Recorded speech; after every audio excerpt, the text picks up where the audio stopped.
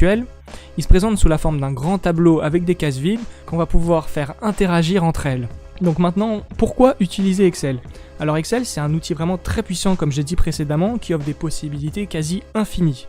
Il va nous permettre de gagner énormément de temps via l'automatisation de nombreuses tâches, notamment des calculs à l'aide de fonctions. Il va nous permettre de visualiser facilement nos résultats à l'aide de graphiques notamment. Et ensuite, il faut savoir que Excel est indispensable dans le monde du travail car c'est un outil universel. Donc comme vous l'avez vu, il est assez facile de se perdre dans Excel parce que c'est un logiciel vraiment très large et très fourni.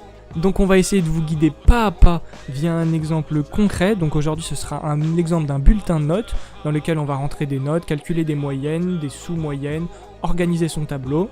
Et donc on va tout au long de la vidéo vous donner des astuces et des conseils afin que vous puissiez vous améliorer dans la manipulation d'Excel. Petite chose à savoir, les projets sur Excel sont appelés des classeurs. Ils sont segmentés par des feuilles. C'est là où en fait vous allez mettre vos données. Là par exemple on va écrire semestre 1, on va mettre notre premier bulletin. Et dans une autre feuille on va mettre semestre 2. Comme ceci. On va rentrer en colonne nos différentes matières et sur une ligne on va mettre la moyenne, les notes, ainsi que la moyenne générale. Alors pour entrer des données en fait dans une case sur Excel, il suffit de double-cliquer en fait sur une case et de mettre vos données. Là par exemple on va mettre matière. Et en dessous on va mettre l'ensemble des matières que vous pouvez avoir en cours. On va mettre par exemple français et ainsi de suite. On se retrouve juste après. Alors j'ai remarqué qu'on va avoir un petit souci quand on entre nos notes. Le problème c'est qu'ici on voudra pas rentrer de notes pour français parce qu'on veut juste avoir des notes d'orthographe et de grammaire qui nous feront une moyenne en français. Donc est-ce que tu peux me proposer une solution à ça? Alors là ce que je te propose en fait c'est de sélectionner la ligne et d'aller dans accueil et de faire supprimer. Et comme ça en fait ta ligne elle est totalement supprimée, c'est pas juste ta plage de données. Et là ce qu'on veut en fait c'est que français se retrouve à la fois sur la ligne du haut et la ligne du bas. Du coup en fait on va fusionner les deux cases, on va aller dans l'onglet accueil et cliquer sur ce petit icône fusionner. Ici maintenant on rentre français. Là après pour que ça soit un peu plus beau on peut le centrer comme ceci. Bon maintenant je vais faire pareil pour anglais, ça me paraît assez logique. Tiens et en passant je vais aussi fusionner ces deux là. Comme ça matière sera à la fois sur cela et sur cela. Pour entrer les dernières notes, je vais vous montrer une astuce assez utile. Donc par exemple, on va écrire une note ici en oral, et si on ne veut pas en fait cliquer sur la case du dessous ou à droite avec la souris, on peut appuyer soit sur Entrée pour aller à la case du dessous, comme ceci, et ensuite entrer la note, et pour ensuite aller à la case de droite, on utilise simplement les flèches directionnelles. Maintenant, naturellement, on va vouloir obtenir la moyenne de nos notes. Alors il existe plusieurs méthodes pour obtenir la moyenne sur Excel. La première, la plus connue, c'est d'appuyer sur égal, et en fait de taper le nom de notre formule. Là on va mettre moyenne, là il est sélectionné, on peut le voir, il est en bleu. Maintenant on va appuyer sur le bouton tabulation. En fait ce bouton va vous permettre d'accéder tout de suite à la formule et de ne pas avoir à écrire le NE puis la parenthèse. Maintenant on va sélectionner notre plage de données, c'est nos 3 notes pour l'orthographe, et on fait entrer. Alors maintenant pour appliquer en fait cette formule à l'ensemble de nos matières, on va pouvoir cliquer glisser. En fait, on sélectionne le carré, on glisse vers le bas. Comme ça, on a la moyenne générale pour l'ensemble de nos matières. Autre méthode, on peut aussi cliquer sur le petit carré en bas à droite de la cellule pour faire glisser en fait notre formule sur l'ensemble de nos données. Ok Victor, donc c'est bien beau de nous avoir montré comment utiliser la moyenne, maintenant j'aimerais voir comment on utilise différentes fonctions. Parce qu'en effet, il n'y a pas seulement la formule de la moyenne qui nous intéresse.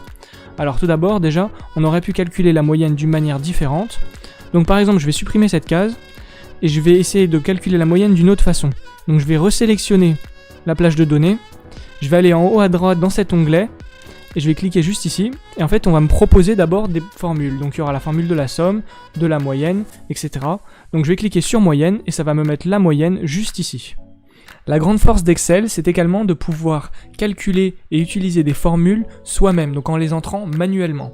Donc on va par exemple ici prendre un exemple, on va rajouter une case à notre tableau, donc faire la moyenne du contrôle 1 et du contrôle 2 dans chaque matière. J'ai juste entré le titre de la nouvelle case de notre tableau, donc moyenne, contrôle 1 et 2.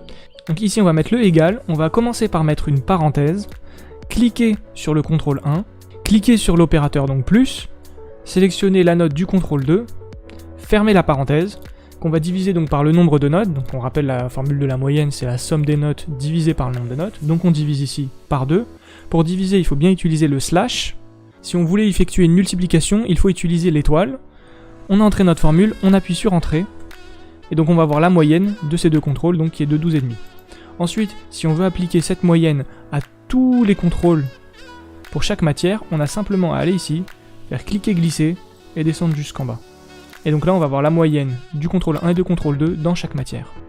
Donc ce qu'on vient de voir juste ici nous permet effectivement de rentrer toutes les formules manuellement, donc c'est pour effectuer des calculs relativement simples. Ensuite, un dernier outil qui peut s'avérer utile, donc en fait c'est d'utiliser la petite barre qu'on a juste ici. Alors elle nous sert pour l'instant d'indication parce qu'on l'a pas utilisée, mais on peut l'utiliser également. Donc elle permet en fait de savoir déjà dans quelle case est-ce qu'on a cliqué, donc ici on a H11, donc si on voit ici c'est bien H11, et elle nous permet également de voir le contenu de chaque case sans avoir à double-cliquer comme ceci. Donc en fait, on n'aura pas besoin de double-cliquer, on reste dessus, et là la formule contenue sera affichée ici. Donc ici, on a vu qu'on avait fait la somme de D11 et E12, qu'on a divisé par 2. Et donc si par exemple on veut aller afficher la formule de cette case, on va ici, et on voit que dedans on a bien fait la moyenne de toutes les moyennes qu'on a eues juste ici. Donc maintenant on va pouvoir fermer cette petite parenthèse et revenir à notre sujet de base, c'est-à-dire comment accéder à l'ensemble des fonctions proposées par Excel. Pour avoir accès à toutes les fonctions, on va aller dans l'onglet juste ici Formule, et on va pouvoir avoir accès à l'ensemble des fonctions proposées par Excel. Donc soit on va pouvoir entrer manuellement sa fonction juste ici, soit on va pouvoir choisir des fonctions déjà prédéfinies. Donc on va retrouver ici toutes les formules que Excel propose, donc on aura les dernières formules utilisées, toutes les formules de l'ordre financier, pour manipuler les date, l'heure, le texte, des formules de logique, donc avec le et, ou, non, si, des formules trigonométriques de mathématiques et d'autres fonctions d'ingénierie statistique, de comptabilité. Voilà, on va pas toutes les détailler ici, ça n'a pas un grand intérêt. Par contre, on peut vous montrer un raccourci vraiment très pratique pour par exemple calculer la somme d'une série de données. Alors si on revient sur notre accueil, on va pouvoir soit faire comme on l'a présenté précédemment, sélectionner nos données et appuyer juste ici pour calculer la somme, mais on peut également cliquer sur le bouton Alt et le bouton plus ou égal en même temps. Donc on le fait en même temps, Alt et la touche égale, et en fait donc la somme va se mettre juste à la suite, juste ici. Donc ici ce sera la somme des données qu'on a sélectionnées. On peut faire un exemple, on sélectionne toutes les données ici, on fait Alt et la touche plus ou égal, et donc on aura la somme en dessous de chaque colonne qui correspond donc à la somme des notes obtenues pour le contrôle 1, pour le contrôle 2, pour le contrôle 3, et la somme de toutes les moyennes juste ici. Ok, on va revenir à la création de notre bulletin. Là, comme vous avez pu le voir, pour les moyennes, en fait, on s'est retrouvé avec plein de décimales, et on aimerait en fait les enlever pour que ça soit plus propre. Alors ce qu'on va faire, c'est qu'on sélectionne la plage de données, on va faire un clic droit, et on va aller dans Format de cellule.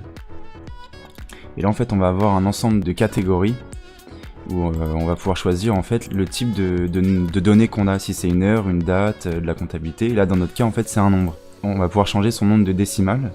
Là, on va pouvoir mettre une seule décimale, et on va l'appliquer. Comme ceci. Ce qu'on vient de faire, on peut aussi le faire manuellement. On sélectionne la plage de données encore une fois, et là on fait augmenter ou diminuer le nombre de décimales. Bon, autre petit point important, mais qui a rien à voir avec notre bulletin, c'est que si on avait un grand nombre, par exemple 123 456, et qu'on veut en fait séparer les milliers, on sélectionne la case et on appuie sur cette icône. Ok, bon, maintenant je supprime cette case. Et autre fonctionnalité, on peut rajouter très simplement en fait la date d'aujourd'hui, en faisant un raccourci clavier, en appuyant sur CTRL plus point virgule. Alors ce qu'on va faire, c'est qu'on va fusionner les deux cases et on va appuyer CTRL point virgule. Et voilà, vous avez la date d'aujourd'hui. Et enfin, on va rajouter la moyenne générale sur notre bulletin. On va fusionner ces deux cases pour afficher moyenne générale, sinon ça va pas rentrer. Là, on va sélectionner toutes nos moyennes et on va faire la formule moyenne qui va s'afficher juste en dessous, comme ceci. Alors maintenant qu'on a notre tableau complètement rempli avec nos moyennes, notre date, toutes nos matières, j'aimerais savoir s'il est possible de changer le design de notre feuille, puis j'aimerais bien qu'on voit apparaître d'une couleur différente les bonnes notes des mauvaises notes, afin que ce soit plus agréable visuellement et qu'on puisse distinguer nos données plus facilement. Alors Alexandre, pour la mise en forme du tableau, on va d'abord commencer par défusionner nos cases, parce qu'elles vont nous gêner en fait. Du coup on va les sélectionner, on va appuyer sur ce bouton. On va faire ça pour toutes nos cases fusionnées. Celle-ci on va pas la laisser non plus. On va la mettre ici. Et ici, on va aussi incorporer anglais avec oral et écrit. On va faire la même chose pour français. On va aussi déplacer matière et le mettre au stu. Et puis, on va défusionner en fait la date pour qu'elle soit centrée avec le reste. Ok, maintenant pour la mise en forme de notre tableau, plusieurs choix s'offrent à nous. On va soit pouvoir mettre des bordures simples sur les côtés, ou mettre sous forme de tableau. Dans les deux cas, on va devoir sélectionner l'ensemble de notre tableau. Alors des raccourcis clavier sont proposés par Excel. On peut en fait appuyer sur la touche majuscule ou Shift, et après en fait utiliser les touches directionnelles. Comme ceci. Là en fait on va devoir à chaque fois appuyer pour chaque case. Mais ce qui est plus rapide en fait c'est d'appuyer sur CTRL et SHIFT en même temps. Et là en fait il va aller sur les bordures de notre tableau et tout sélectionner. Une fois que c'est fait, on va cliquer sur par exemple toutes les bordures. Comme ceci. Et là si ça suffit pas, on refait la même chose. Et on va faire bordure extérieure épaisse. Comme ça là notre tableau est bien agencé, on voit bien les contours. Pour la deuxième option on va retourner en arrière, on va faire CTRL Z. On va enlever toutes les modifications. On va resélectionner l'ensemble de nos tableaux avec CTRL et SHIFT. On va aller sur l'option mettre sous forme de tableau. Vous avez plusieurs options, clair, moyen ou foncé. On va faire quelque chose de moyen en gris. Il y a une option, c'est mon tableau comporte des en-têtes. Là, comme nous on a déjà mis nos en-têtes, on va bien le sélectionner et appuyer sur OK. Comme ceci. À noter aussi, on peut créer notre tableau sans aucune donnée. En fait, on va directement choisir les cases qu'on va vouloir utiliser et on va cliquer sur mettre sous forme de tableau. On va en choisir un au hasard. Cette fois on n'a pas d'en-tête, du coup on ne coche pas la case et on fait OK. Et voilà. Et là en fait vous avez juste à mettre vos données. Là on va remettre nos matières, ainsi de suite, et en fait on obtiendra exactement la même chose, sauf que cette fois il est d'abord créé puis on met nos données. Alors maintenant qu'on a mis en place notre tableau, on va pouvoir en fait sur celui-ci affecter des tris et des filtres. En fait comme vous pouvez le voir là sur les en-têtes il y a différentes petites flèches. On va aller cliquer sur la moyenne et en fait on va pouvoir affecter les tris et des filtres. On verra les filtres plus précisément dans une autre vidéo. Là pour l'instant en fait ce qu'on va faire déjà c'est enlever la moyenne générale parce qu'on veut pas qu'elle soit triée. On avait une moyenne de 11,4, du coup on va la décocher et on va affecter un tri du plus petit au plus grand comme ceci. Et là du coup toutes nos notes sont rangées. Et on peut tout de suite voir en fait dans quelle matière on a été le plus nul. Une autre manière d'avoir plus de lisibilité sur nos données, c'est d'utiliser la mise en forme conditionnelle. En fait, on va faire comme avant, on va sélectionner notre plage de données sur laquelle on veut faire une analyse. On va faire CTRL SHIFT et on va sélectionner tout. On va cliquer dans l'onglet Accueil sur mise en forme conditionnelle. Alors ici, je me permets de faire une petite parenthèse, on verra plus en détail cet outil de mise en forme conditionnelle dans une prochaine vidéo, parce qu'ici on va simplement utiliser des règles simples, Excel nous met à disposition beaucoup de règles, et on verra également qu'on peut en créer nous-mêmes. Et là en fait ce qu'on va faire c'est qu'on va mettre en valeur les notes qui sont supérieures à 15 et celles qui sont inférieures à 5. Alors on va faire dans supérieur, on va mettre 15, et là comme c'est les meilleures notes, on va les faire s'afficher en vert foncé, comme ceci. On va refaire la même chose avec les notes inférieures à 5. Comme ceci, là on va continuer, on va la remettre en rouge foncé. Voilà. Et comme ça, nos meilleures notes et nos pires notes sont mises en valeur. Alors, si vous vous rappelez du début de la vidéo, on avait dit qu'on avait créé une feuille pour le semestre 1 juste ici, et une feuille pour le semestre 2 juste ici, donc qui est vide forcément. Donc en fait, ce qu'on va faire tout simplement, pour pouvoir appliquer la même chose au deuxième semestre, on va copier notre tableau dans un premier temps. Donc on sélectionne tout notre tableau ici, pas besoin de prendre forcément tous les bords. On fait CTRL-C ou copier, on va sur notre deuxième feuille, on la colle par exemple juste ici. Donc ce qu'on va pouvoir faire maintenant, c'est de modifier les notes, parce qu'on n'aura pas forcément les mêmes notes d'un semestre à l'autre. Donc je vais modifier les notes rapidement. On remarque que la moyenne de chaque matière a été modifiée, et on voit aussi que la moyenne générale a également été modifiée. On se retrouve maintenant avec deux feuilles. Le semestre 2, on voit notre moyenne générale de 12, et notre semestre 1 avec une moyenne de 11,4. Bon, on arrive au terme de notre vidéo, merci de nous avoir suivis jusqu'au bout. N'hésite pas à mettre en commentaire ce qui t'a plu et ce que tu aimerais découvrir dans de nouvelles vidéos. N'hésite surtout pas à liker la vidéo et à la partager à ton entourage, c'est vraiment très important pour nous. Tu peux cliquer sur notre logo à gauche pour t'abonner à la chaîne, ou tu peux cliquer à droite pour retrouver l'ensemble de notre playlist sur la série PowerPoint.